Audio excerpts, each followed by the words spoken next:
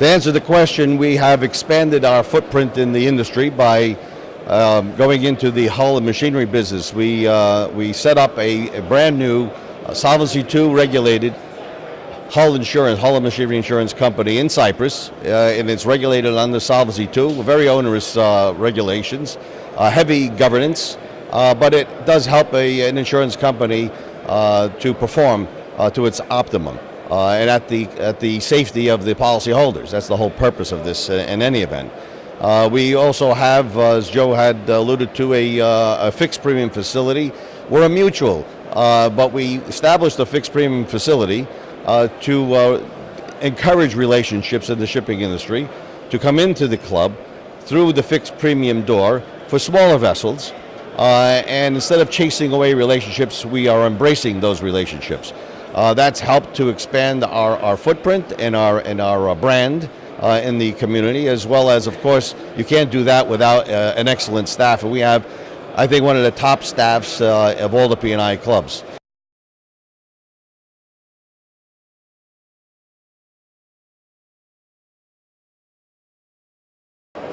Well, the role of women has evolved over time. It's not really something that I think you should force. It's something that has come around and it's evolved because of the talents and the knowledge and the education that has been attained by women. To say that you're hiring someone because she's a woman, it's not the way we hire at the American Club. We hire people for their capabilities. We don't look for a person in a role because they're a woman, or to fulfill any kind of required quota. So we look for the talent, and we are fortunate to have quite a few women that are talented women in every one of our offices. So they have risen. It's an evolution process. I think the American Club is at the top end of that evolution process, and we're proud to be sponsoring women and promoting women into higher and higher levels. Dorothea Ioannou is a perfect example of our office, of women who have achieved by successfully managing a very busy office right here in Piraeus, our Piraeus office. It's demanding. We have 43% of our membership in Greece, and she has been able to manage that office expertly. We also use that office as a model for assembling and running our other operations. So that is the ingredients that we need in a candidate, and if it happens to be a woman, even better yet.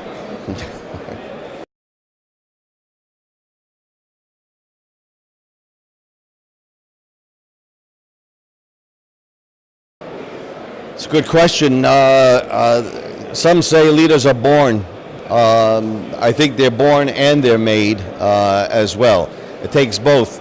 In this industry, you have a lot of brilliant models, ship owners who have taken the risk with their personal funds, with their personal life. Everything was at stake.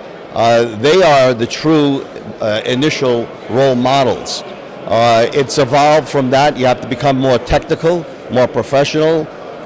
They had a tremendous ability, an innate ability to run a company and know what it takes to make it successful. And in this industry, it's tough times, and you have to be able to survive the tough times, to enjoy the good times. We've been going through some tough times now, and it's going to really take some expert leaders. I think a special trait of a leader is something that I call three-dimensional thinking. You have to have the capability of looking beyond what's just in front of you on a piece of paper. You have to be able to look at all sides, top, bottom, on each side. If you can do that, then you will be able to understand all facets of the operation. You also need to have a personality that fits in with running the particular business that you are tasked to run. So not everyone has that ability, not everyone has that personality. So a leader, one who does run to the top of the ladder and is a leader, has all of those traits. So most of it is born, you're born with it, but a lot of it comes with a person who does take mentoring, who does receive instruction, and not as a criticism, but as a stepping stone to become even better.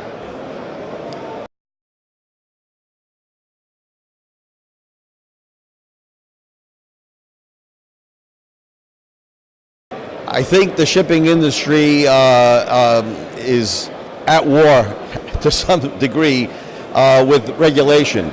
I'm not a big proponent of heavy regulation. I think regulation usually comes at the wrong time. For the regulators, they believe it's at the right time. Climate change, climate change is happening. But climate change isn't happening only because or mostly because of shipping. I think 2.2% of pollution is caused by shipping, and there is a massive amount of cargo that is being shipped on the oceans. So I think as a proportion of the climate change or emissions, I think the shipping is at the lower part of that scale. Now, I'm not opposed to maintaining the environment. You have to maintain the environment, of course. But it has to be done in more understandable steps.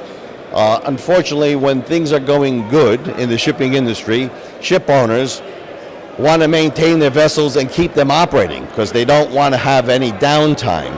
Well, when things are bad, they don't want to have any costs associated with the additional downtime, and regulations seem to be a little bit off step. They started in the good times, but they're being enforced in the bad times. So it's out of step. So I wish there was a better way to communicate or modify the regulatory desire to be more in step with the economy of the industry. So because everyone will lose if it's not done that way. You cannot have regulation without having the participation of the industry, and you want the participation of the industry to be as painless as possible, maybe on a longer term scale. Secretary General Kim may have some words with me later on. He's doing a fantastic job, a necessary job with the IMO. I just think that the shipping industry needs a little bit more breathing room because it's tough times, and it looks like those tough times are going to stay for a while. But this industry is tough. The ship owners are tough. It's going to survive. We're all going to be part of it.